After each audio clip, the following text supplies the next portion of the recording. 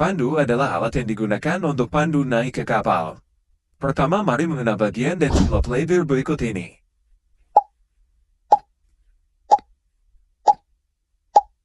Pada gambar ini, kita melihat dua jenis step yang berbahan kayu keras dan berbahan karet.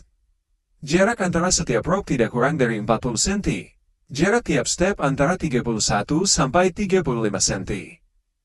Sesuai aturan, 4 step paling bawah berbahan karet dengan dimensi yang sama dengan step kayu sebelumnya. Untuk kayu yang lebih panjang ini disebut spreader. Fungsinya agar tangga tidak twisting atau melintir. Panjangnya minimal 180 cm dan ditempatkan pada urutan kelima dan di antara 9 step berikutnya. Prop biasanya terbuat dari manila dan harus memiliki diameter minimal 20 mili dengan kekuatan 48 kN. Mendrop dengan minimal diameter 28 sampai 32 mili.